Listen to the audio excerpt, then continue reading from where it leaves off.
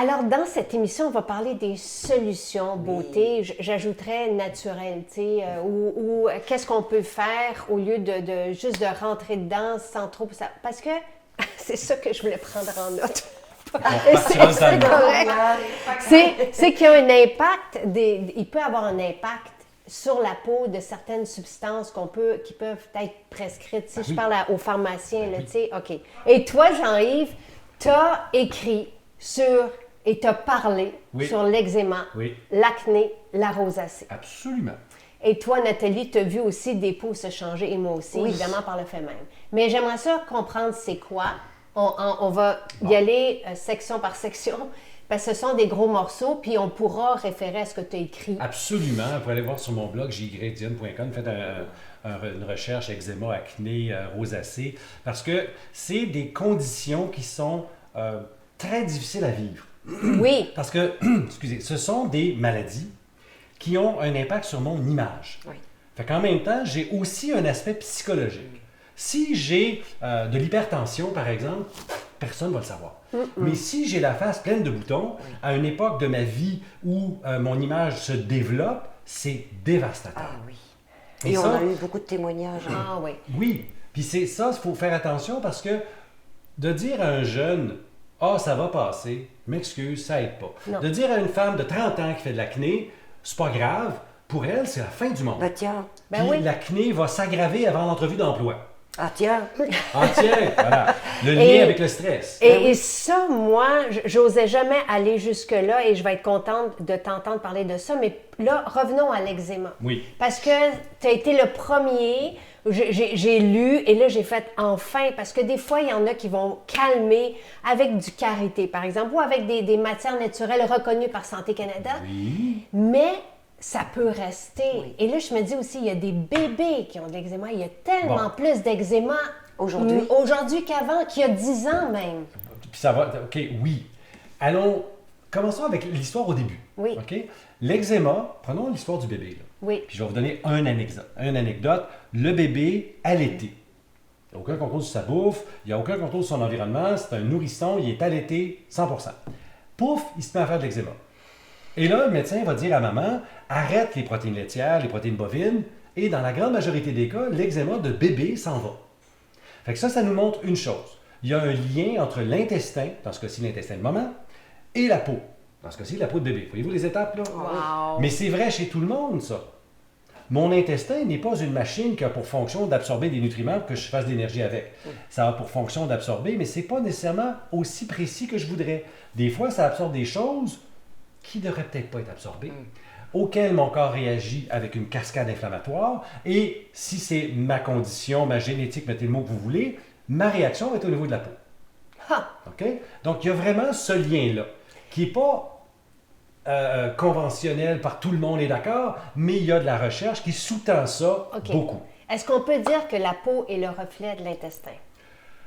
Tu peux le dire, mais c'est un petit peu tendancieux, au sens où c'est pas tout à fait vrai. Oui. Mais oui, tu pourrais dire aussi, l'état de ta peau, c'est le reflet de l'état de ton alimentation.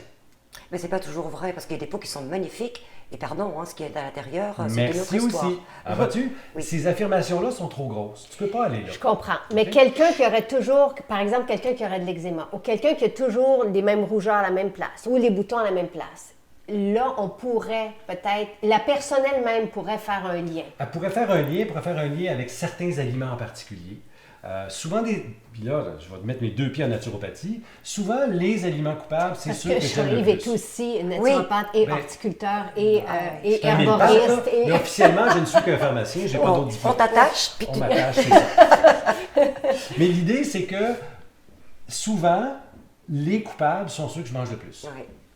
Ceux que j'aime le plus. Si, par exemple, quelqu'un mange du pain 3 fois par jour, puis tu lui dis, peut-être que tu aurais pensé à couper ton pain, tu fais une grosse crise d'angoisse devant moi, là, ça se peut que ce soit ça le problème. Ça, c'est instinctif. Mais l'idée, c'est que oui, il y a des substances que le corps va absorber et qui vont donner une réaction au niveau de la peau. Alors, on a deux approches dans ce temps-là. Soit une approche locale, qui est souvent l'approche médicale, où on va mettre un anti-inflammatoire, une cortisone. OK. Ou l'approche un peu plus naturelle, mais de la même logique, où je vais mettre un apaisant, tu l'as dit, beurre de karité, autre hydratant, qui va diminuer une partie de l'inflammation locale. Mais tu as aussi une autre approche de qu'est-ce que tu manges? C'est quoi la racine du problème? C'est quoi la source? Ben, la source va toujours être double. C'est-à-dire que oui, l'approche nutritionnelle, l'approche de l'intestin qui est perméable, mais le stress, ton style de vie, les produits que tu appliques. Parce que si tu as une source intérieure, tu as peut-être dans tes produits, tu sais, ton gel de douche qui est super parfumé. Là, tu sais. Trop asséchant. Trop asséchant. Donc, on ne peut pas regarder un problème de peau avec une lorgnette. Il faut regarder le terme, c'est holistique, complet, global, mettez le mot que vous voulez. Donc, on va regarder l'alimentation, certainement, puis là, il faut y aller individuel, parce que ça peut être des choses évidentes comme les sources de gluten, les sources de caséine, les produits laitiers, mais ça peut être des trucs bizarres comme les salicylates. Ils sont où dans ton alimentation? C'est-à-dire? Les salicylates, c'est des molécules qui ressemblent à l'aspirine.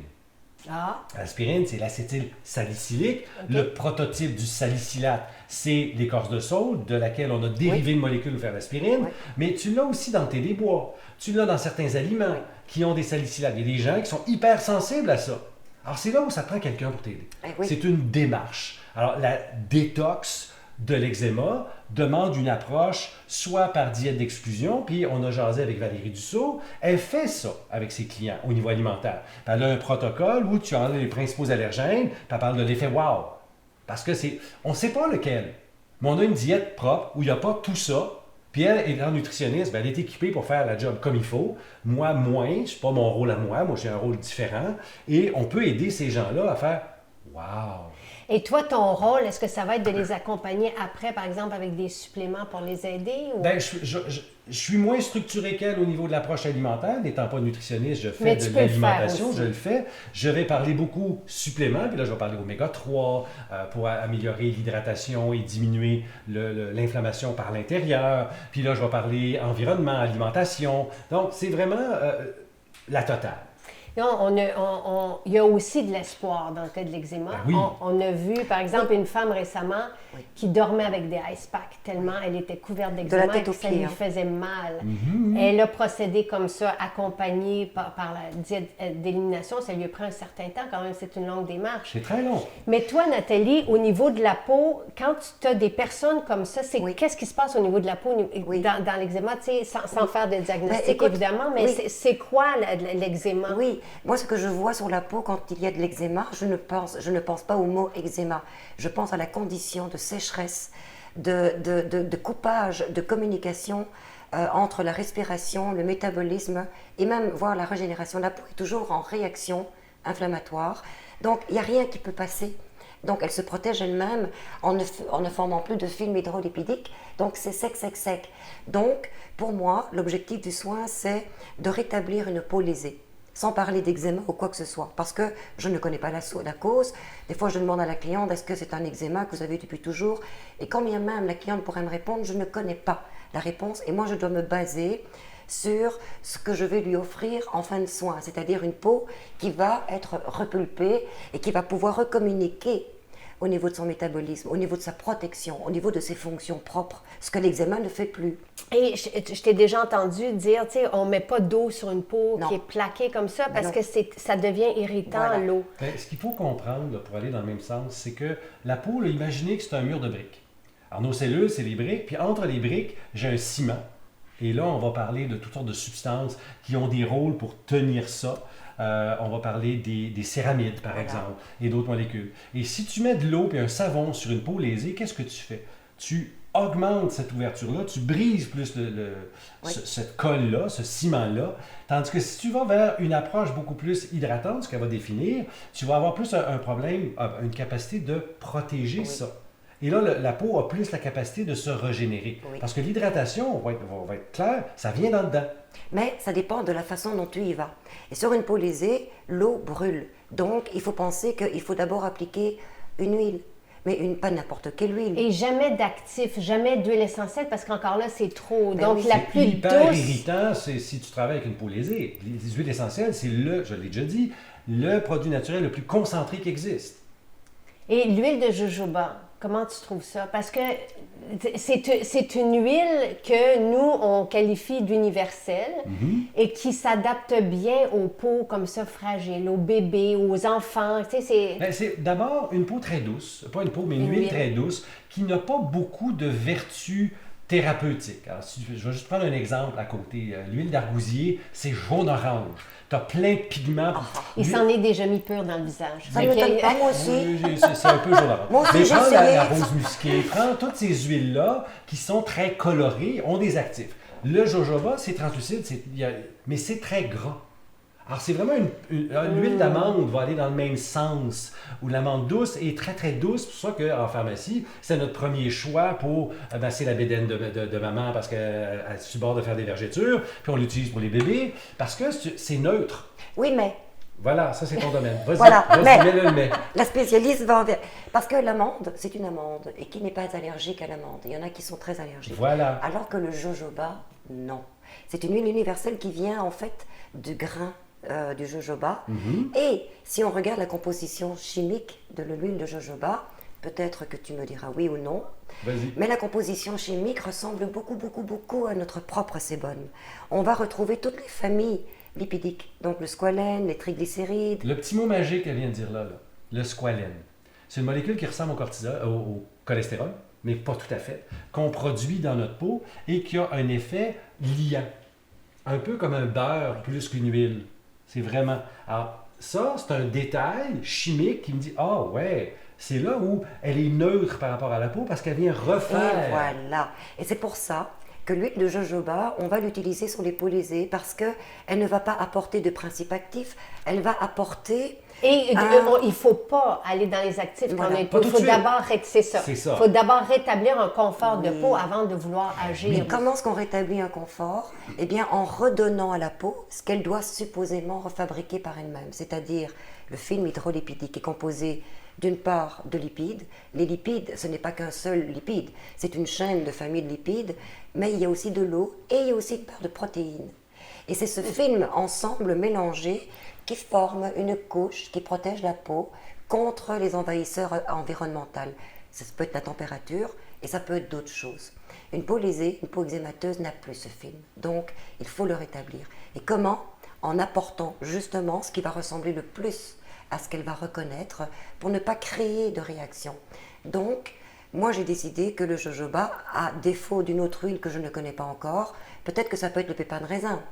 Mais bien qu'il J'en doute. contient... Ouais. Donc, pour moi, ça reste encore le jojoba parce qu'il n'est pas réactif. Donc, on ne fait pas d'allergie parce que c'est une graine. Ce n'est pas une noix, ce n'est pas une amande. Et parce qu'il est très, très, très lénitif. Quand je dis lénitif, c'est qu'il n'agit pas. Il va juste combler la déficience de cette protection, de cette fonction que la peau se doit d'avoir. Parce que c'est ça la peau. La peau, c'est une protection. Avant tout.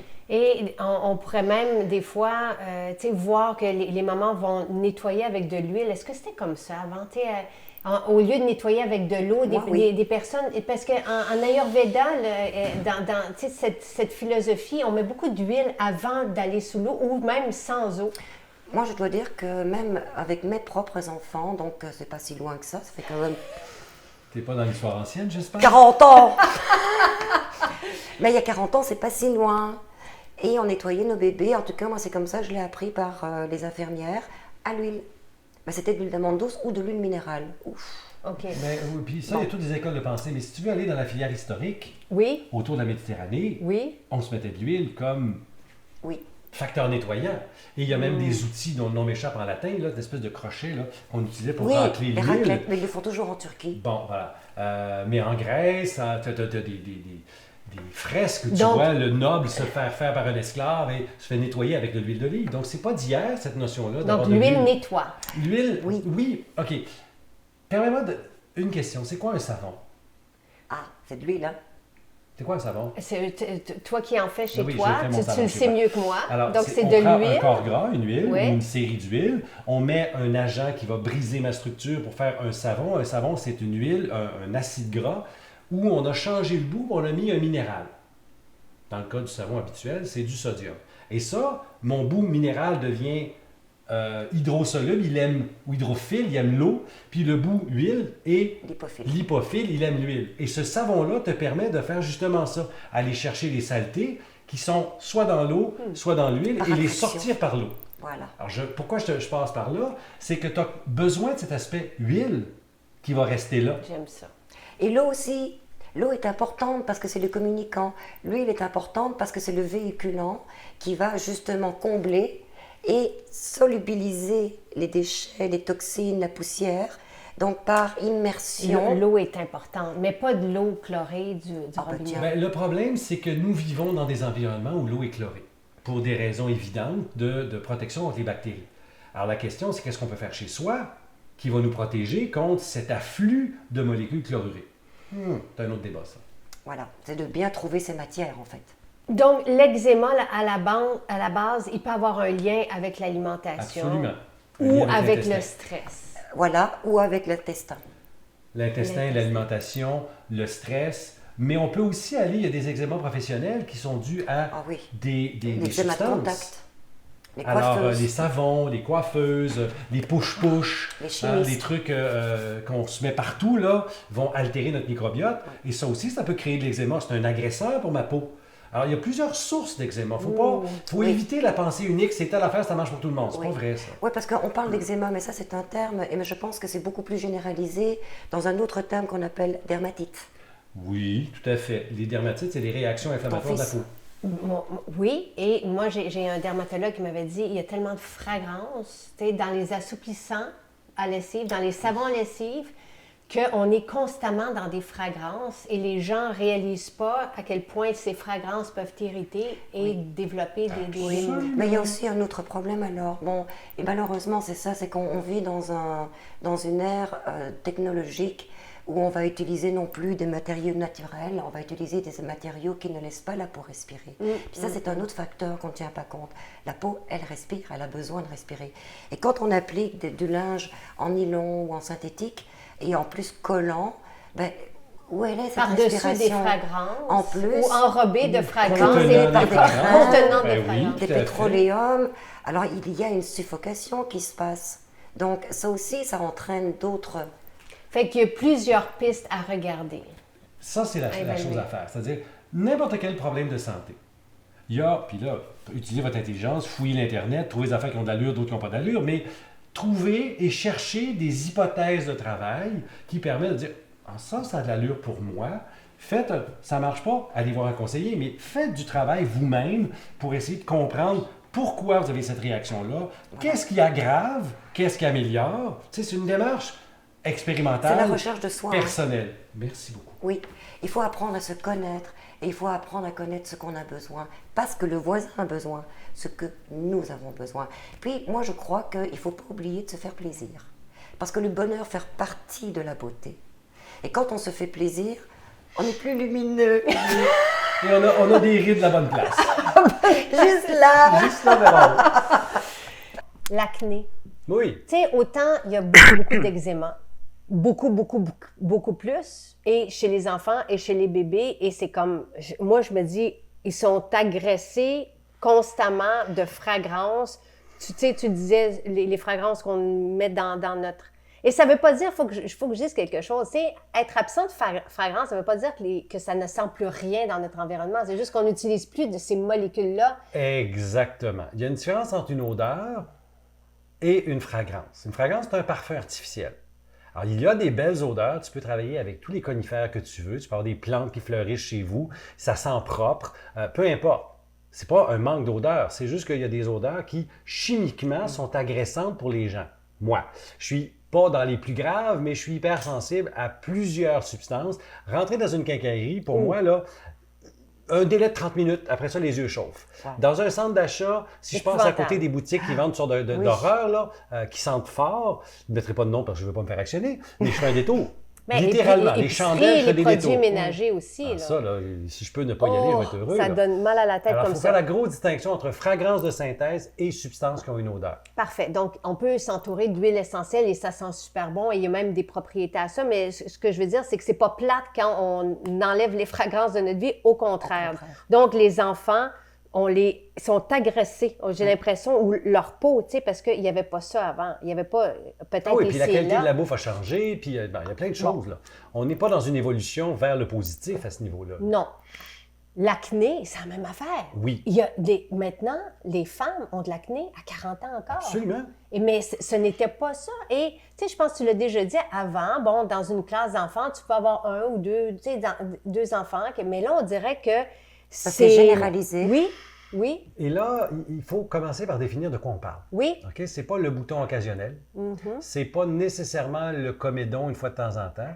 C'est vraiment une maladie inflammatoire de la peau qui fait des comédons, qui fait des vésicules, pas des vésicules, mais des pustules, et voilà, des boutons. Et bien qu'on va responsabiliser quand même chaque personne à se prendre en main, des fois, c'est pas... Tu sais, on Il faut comprendre. on critique pas les personnes qui Ah souffrent non, non, non. de Ben ça. justement, il OK. faut... Puis comme personne à l'extérieur, là, comme intervenant ou même comme témoin, les maladies de peau, acné inclus, ça affecte mon image profonde et donc ça a une composante psychologique qu'il faut garder en tête. C'est pas juste « Ah, tu fais des boutons ». C'est « Ah, je me regarde dans le miroir, j'ai fait des boutons, je vaux rien ». C'est à ce point-là. Il faut vraiment prendre conscience de ça et aider et non pas ridiculiser. Et Dieu sait que les ados, c'est facile. Leur image est fragile, il y a des hiérarchies qui se créent, on ne veut pas embarquer là-dedans. Même que je dirais que des fois, c'est l'inverse. C'est les personnes les plus perfectionnistes qui ont le plus de problèmes. Et À croire que c'est sensibles. paradoxal. Oui, très sensible. Mais ouais. si on veut parler de l'acné, c'est un phénomène inflammatoire. Puis pour beaucoup d'experts, publications, études cliniques à l'appui, c'est un diabète de la peau. Ah, OK? C'est créé par une alimentation. Bon, vous allez me dire pas tous les cas. Non. Il y a plusieurs paramètres. Oui, le stress, les fluctuations hormonales chez la femme, le cycle, parce qu'il y a des gens qui font de l'acné juste avant les menstruations, ça fait partie du SPM. Mais en même temps, le lien commun est le même partout. C'est une réaction de type diabétique, entre guillemets, au niveau de la peau, avec une augmentation de l'insuline, une résistance à l'insuline, un changement de sébum, et tout ça m'amène à l'acné. Alors, la première preuve qui a été faite, parce qu'il n'y a pas longtemps, vous parliez à un dermatologue, dit non, il n'y a pas de lien. Puis là, il commence à dire le contraire, parce que la science évolue. Tu sais, la science, c'est jamais fini, là. Hein? On évolue. Et rappelle que le sucre, ça goûte pas nécessairement sucré. C'est pas nécessairement les bonbons qu'on ramasse à l'Halloween. là. Non, non, non. Les glucides, c'est tout ce qui est sucré, mais tout ce qui est farineux et féculent.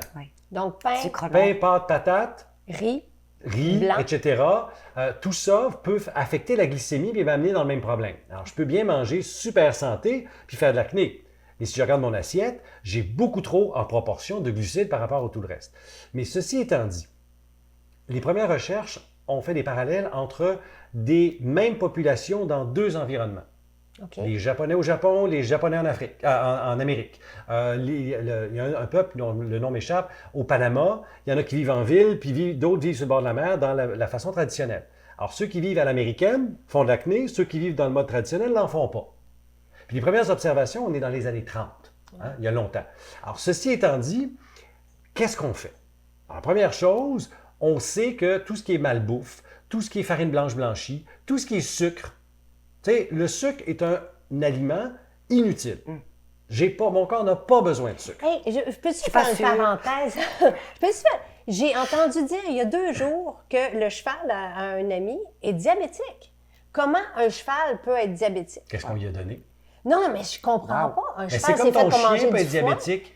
Non, mais justement, on ne lui donne pas juste du foin. Tu touches exactement au problème. On lui donne Alors, des si un sucre, des pommes, des carottes, c'est tout trop sucré pour son métabolisme et c'est pas un ruminant, mais c'est un herbivore et une grande partie de sa nutrition vient de la fermentation intestinale, pas du foin. Mais ceci étant dit, pourquoi on a des chiens et des chats diabétiques? Parce qu'on les nourrit avec la nourriture pour laquelle ils ne sont pas faits. Alors, par exemple, un chien, c'est d'abord un carnivore qui, avec le temps d'évolution avec l'être humain, est devenu un petit peu plus omnivore. Il y a plus de tolérance que le loup, mais ça reste un carnivore. Le chat, pareil. Ah oui. Alors, en le nourrissant, puis regardez vos étiquettes. Si vous avez des animaux, là, regardez les étiquettes, les petites croquettes. là. Ah, c'est horrible. Ça commence par maïs. Oui. Ah! Oui. Moi, en tout cas, OK, on Alors, n'embarquera pas là. on C'est n'embarquera un pas autre là, c'est un sujet. autre Mais sujet. c'est pareil pour l'humain. Ben oui, mais D'avoir- c'est là que Ben je vais oui. faire. Il y a comme une épidémie de sucre De répandu. malbouffe. Et Bon, oui, alors, oui. pour aller par là, je vais faire juste une image. Ouais. OK? Je vais parler de restaurant 2 minutes. Vous allez dans une tour à bureau, ou dans une gare, ou dans un centre d'achat, puis regardez les petits restaurants qui sont là, à l'heure du midi. Qu'est-ce qu'on sert? Beaucoup de c'est sucre. Hein. toujours, C'est juste ça. toujours des farines, des pâtes. Alors, ça va être de l'asiatique, c'est des nouilles de riz, ça va être des sandwichs chez lui, ça va être de l'italien, des pizzas, c'est encore des pâtes. Et tu fais comme, oui, mais ta protéine est où? Ton gras est où? Non, c'est des glucides. Oui. On te remplit l'estomac de glucides. C'est avec toutes sortes d'appellations, puis on va même rajouter la collection d'additifs qu'on met pour que ça goûte meilleur, mais ce n'est pas vraiment des épices. Ça, c'est une chose. Allez à l'épicerie. Oubliez le tour de l'épicerie, pensez au milieu de l'épicerie. L'allée caricaturale, c'est des céréales. Les hydrates de carbone. C'est hydrates de carbone, glucides, c'est la même chose, avec tous les colorants et autres cochonneries qu'on met dedans. Ce que moi, j'appelle du néfaste food. Oui. Ça, c'est la norme, c'est plus l'exception. Oui. Puis on le sent, hein, on mange, on est bourré, mais on n'est pas rassasié. Et voilà, on a Oui. faim 10 minutes après. Oui, Puis on s'en va sur le carreau de même, là. oui. Moi, je pensais que l'acné, qu'il y avait un lien entre l'acné et les produits laitiers. C'est drôle, Chez hein? certains, oui. OK. Comme il y a un lien avec le chocolat chez certains, mais pas toujours. OK. Et le lien avec les produits laitiers, je vais m'amuser un petit peu, c'est pas avec le lait ou les fromages. C'est avec une partie du lait qu'on appelle le lactosérum. Et voilà. Et Excusez-moi encore. c'est le meilleur ami de la bactérie, de l'acné. Donc l'acné a une bactérie qui s'appelle le Propanium bacterium, qui adore le sucre. Propionibacterium acnes. Bon, ben, voilà. C'est ce qui fait la différence. Heureusement, j'ai mon translate. Google Translate. Attends, tu veux répéter ça? Non. Propionibacterium acnes. Je C'est le la dirai bactérie plus qui jamais. va croire, on en a tous, hein? OK. On Mais a elle va- tous de cette Oui, bactérie-là. c'est une bactérie normale qui va croître dans un environnement particulier, qui va générer, parce qu'elle va bouffer votre sébum, va générer des acides gras qui deviennent pro-inflammatoires. C'est ça qui fait la cascade, le bouton, l'afflux de globules blancs, puis tout ce qui vient avec, la rougeur. Mais ce qu'il faut comprendre, c'est que si mon alimentation est trop pleine voilà. de glucides et pas assez de gras, mon sébum devient collant. Littéralement. Et Littéralement, là, c'est on là que le commence début... à avoir plein de problèmes sous-cutanés. Ben oui, parce qu'il y a des boutons aussi à l'extérieur de la peau, ben, ou qui ont des... Mais il y en a qui sont en dessous de la peau. Absolument. Parce que si tu fais un dessin, là, OK, tu as ton follicule pileux, puis ta glande sébacée est là. OK? Ouais. Puis là, ça sort. Alors, si ton comédon est au bout, Il est tu bouché. vas voir un point noir. Il va sortir facilement. Il est un peu plus profond, tu ne le verras pas. OK. Mais il va se générer une enflure. Et voilà. Maintenant, il est dans la glande sébacée. Au début, qu'est-ce qui se passe? Ben là, c'est la glande sébacée qui rouvre, et là, ça fait un nodule. Et ça fait C'est mal. atrocement douloureux. Et cette pression entraîne une occlusion. Et il y a en plus l'oxydation qui entraîne un assèchement du sébum qui noircit, qui fait le point noir, mais en dessous, il y a une pression, ça veut sortir, ça. Donc, ça s'inflamme, il y a une pression autour, au niveau de la microcirculation. C'est ce qu'on voit, la petite auréole rouge, là. Et puis, à un moment donné, ça éclate, mais ça s'infecte. Et ça devient une pustule. Et tu sais, vous avez commencé en parlant de points noirs. Des points noirs aussi, il y en a beaucoup, beaucoup, beaucoup. Et même avant C'est- l'adolescence. C'est le là. même processus. C'est juste bénin par rapport au processus grave. Exactement. Parce que le point noir, c'est quoi? C'est à la fois tes cellules mortes, Oui.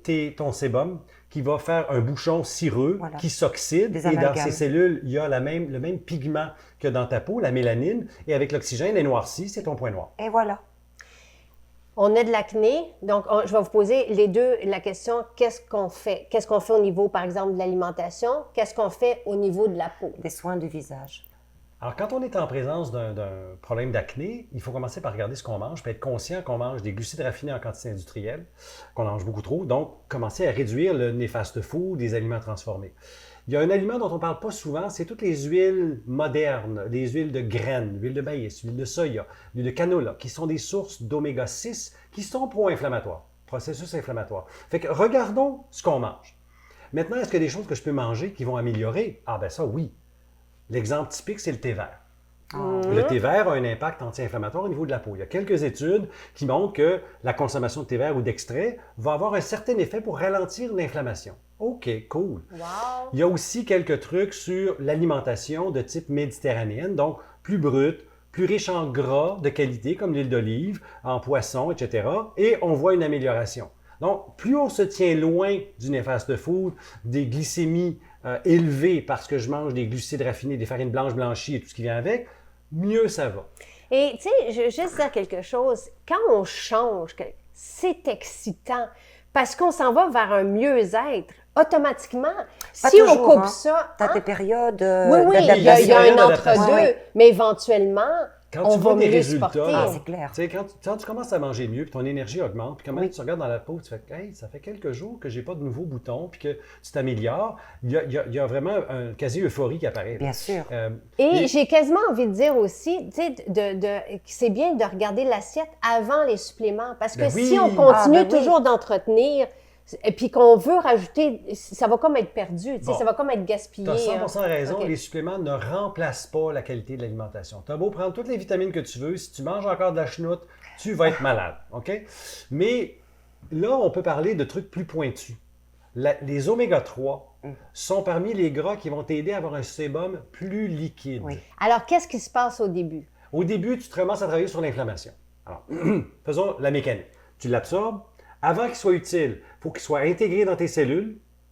Processus qui peut prendre 2 semaines. OK. Et là, quand tu atteins la bonne concentration, là, tu changes les voies métaboliques qui diminuent l'inflammation.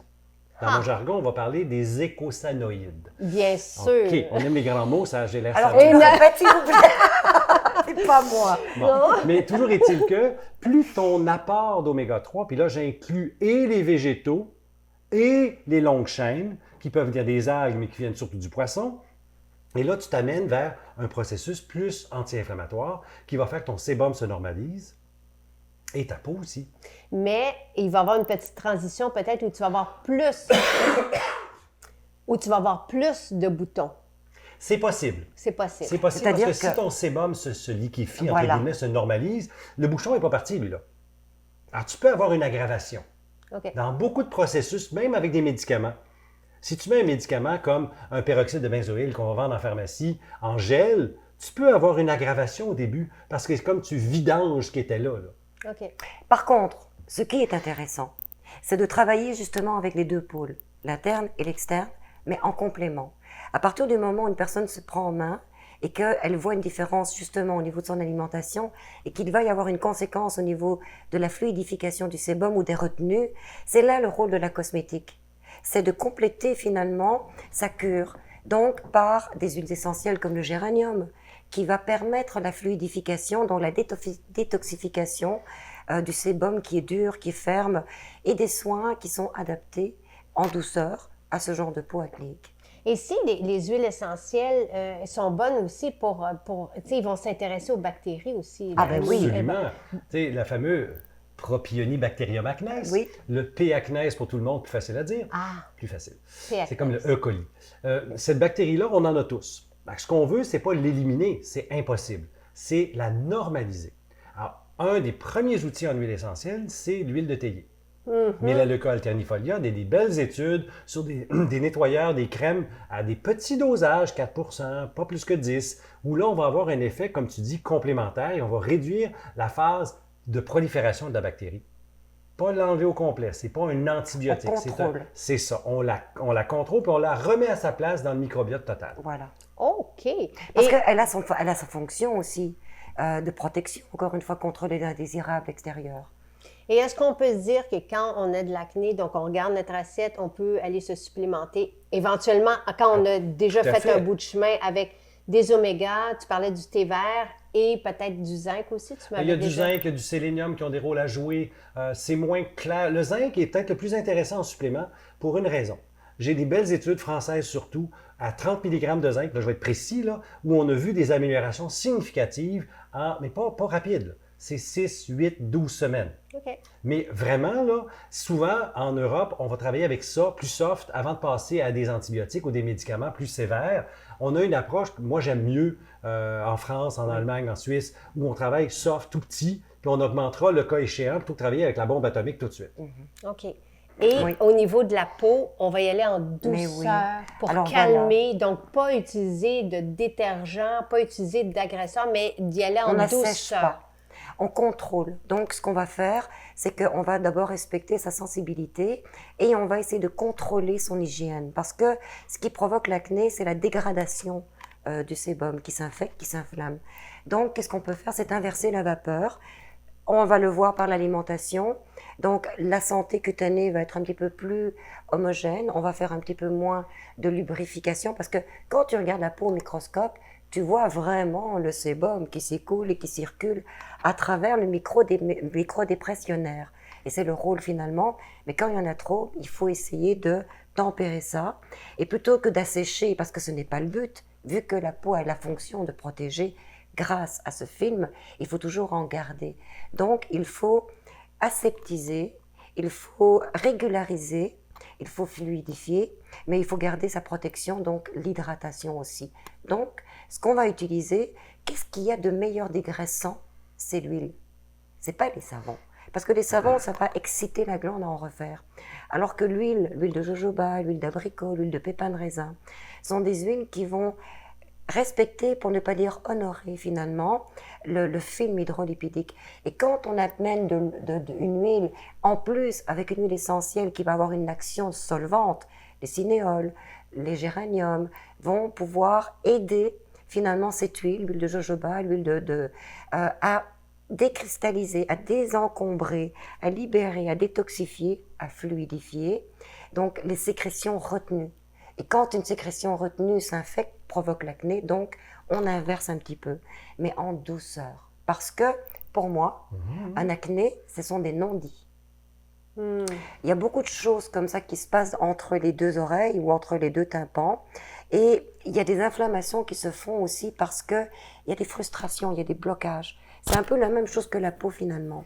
Donc, d'y aller en douceur, c'est aussi une façon de recommuniquer avec soi, de se faire du bien, de se faire plaisir, mais de s'accorder du temps. Tu sais, l'éducation des années 80, là, c'était basé sur tu ne te touches pas, tu ne penses pas à toi, tu t'oublies, t'es rien du tout, c'est l'autre qui est plus important. C'est encore vrai, hein? Vrai, ça. Alors on se conforme plutôt qu'être soi-même. Oui, alors qu'il faut s'écouter, il faut se respecter. Tu sais, Jean-Yves, on a fait à un moment donné, on a montré en direct à une jeune fille de 15 ans qui souffre d'acné depuis 6 ans et qui a tout essayé. À justement nettoyer sa peau en douceur avec de l'huile de jojoba. Elle était tellement émue et touchante. C'était la première fois. Puis qu'elle se sentait bien. Puis elle dit, j'aime ma peau. Il y avait quelque chose de grandiose. C'est magique, ça. C'est magique. Surfer sur ce que tu viens de dire. Il y a une classe de gens qui a beaucoup d'acné et qui se demandent pourquoi. C'est toutes les gens qui sont dans des gyms en train de faire de la musculation, qui se ramassent avec de l'acné. Ils font, ben oui, mais je mange bien. Oui, mais est-ce que tu nettoies ta peau après? On va aller plus loin que ça. Souvent, les gens qui font beaucoup de culturisme vont se développer une armure pour protéger une fragilité. Je viens de faire de la psycho à Saint-Sou, là. Mais l'autre chose, c'est qu'est-ce qu'ils vont prendre pour avoir des muscles? Ils prennent du petit lait, du lactosérum, du whey protein. Et ça, quand on a parlé des produits laitiers, je dis une petite fraction qui augmente l'inflammation, qui augmente l'insuline, c'est les lactalbumines qui sont dans le produit laitier. Bien, on les a concentrés dans ce produit-là. Fait que tu vois des gens qui n'avaient pas d'acné commencent à prendre leur poudre, ils font des muscles, ça fonctionne, ça améliore, mais pouf, ils éclatent en acné. Puis là, c'est des gars, des filles de tout âge. Et il y a de l'acné dans le dos aussi. Oh oui. Alors, bon, ça, c'est la transpiration. Et avec le linge qui est un peu occlusif parce qu'il est synthétique. Donc, tu imagines le bouillon de culture, hein, tout ça. Donc, l'hygiène, c'est très important, mais pas agressivement. C'est ça, la douceur. C'est la douceur. La Donc, douceur une peau... et les composés que ta peau reconnaît. Je reviens avec mes détergents. Tu sais, tous les savons et gels de douche qui sont pleins de parfums.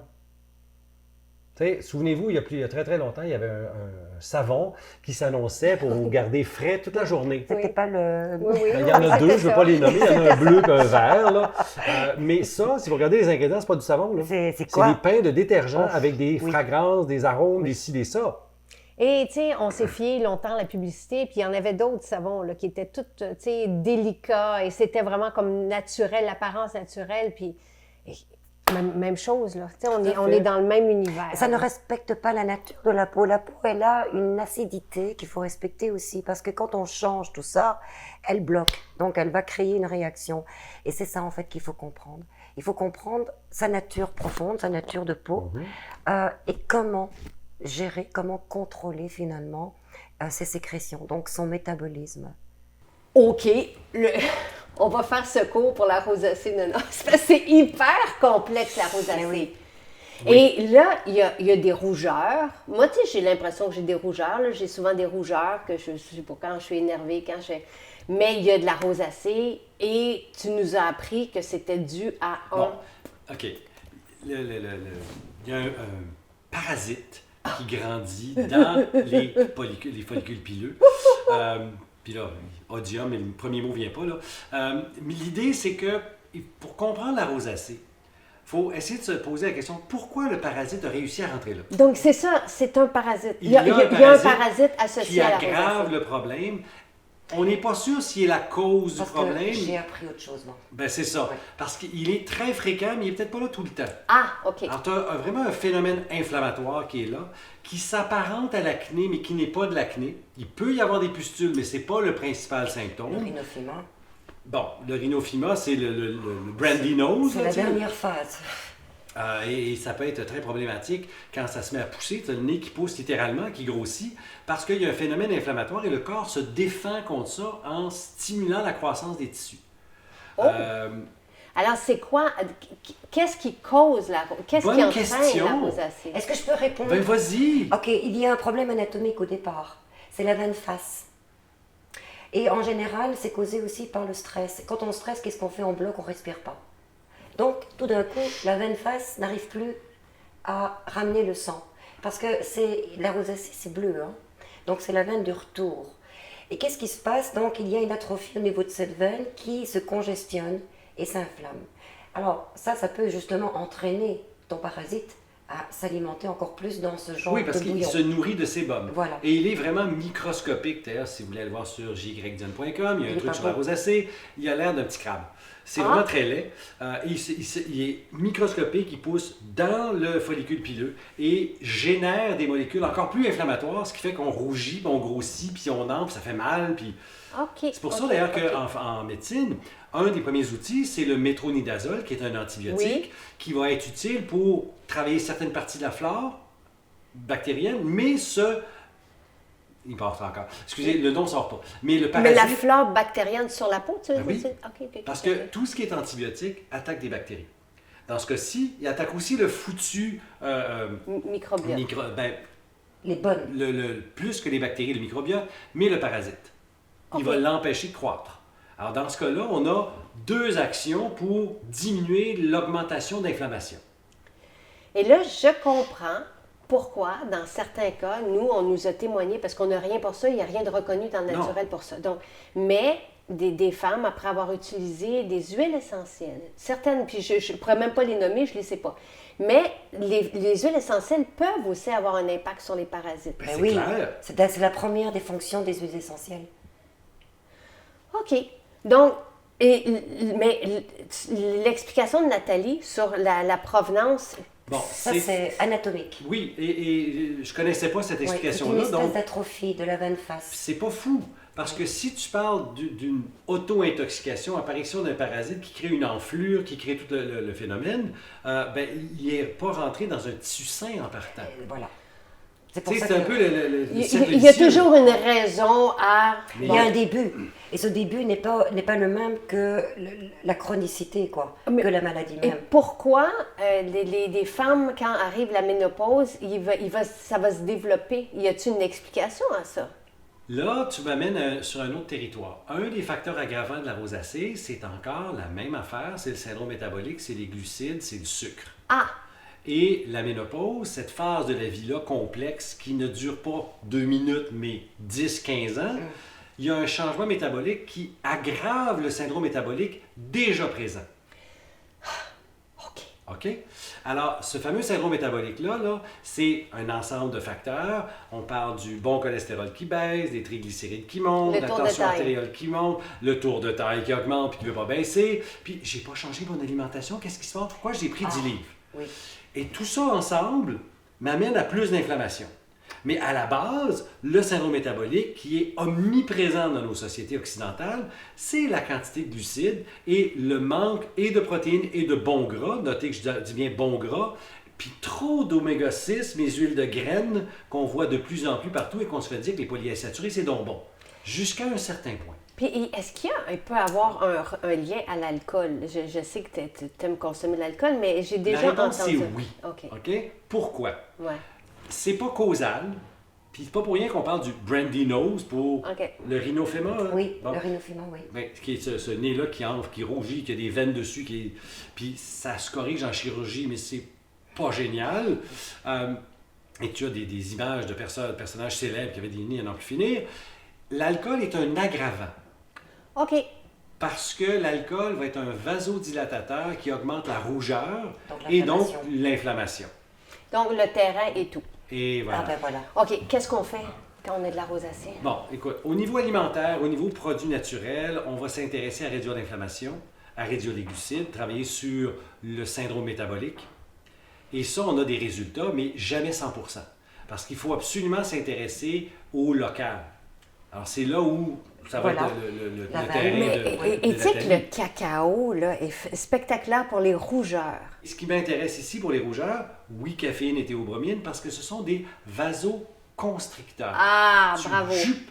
Alors, effet court dans le temps, mais tu vas voir un impact sur la réduction de la rougeur sans avoir un impact anti-inflammatoire Oui. au sens clinique du Et terme. la rose musquée semble être phénoménale. Rose musquée, argousier semble avoir des impacts. Et l'huile essentielle de rose. Là, je ne sais pas pourquoi. L'huile essentielle de rose, on dirait, tu sais, Oui. si je regarde les crises italiennes, Alors, c'est l'hélicrise des- est peut-être le cicatrisant le Ah plus oui. connu de la panoplie, Ah oui. de la pharmacopée. Ouais, mais tu me parles de cicatrisant, puis moi, je vois des rougeurs, je vois pas de cicatrices. quand on parle de cicatrisant, le terme ancien, c'est vulnéraire. Ah oui. C'est pas de faire une cicatrice, c'est de favoriser la capacité de régénération du tissu. Réparer. Alors que tu aies une plaie ou que tu n'en aies pas, c'est la même notion. Si j'aide ta peau à se régénérer, tu vas avoir une amélioration du tonus, de la circulation, de l'irrigation, de l'évacuation des déchets. Parce que la cicatrisation, c'est ça. OK. C'est que tu as blessé la peau et là, tu crées des nouvelles cellules qui vont se coller, qui vont éventuellement coller le tissu, mais en même temps, tu as un phénomène de nettoyage en dessous des tissus lésés par les globules blancs. C'est ça, cicatriser. Et pourquoi des huiles essentielles apaisantes peuvent avoir un impact sur les rougeurs? Tu sais, c'est quoi la mécanique derrière ça? Comme la camomille matricaire, comme les crises italiennes. Tu sais, OK, mais là, je vais parler du bout que je connais parce qu'il y a un grand bout que je ne connais pas.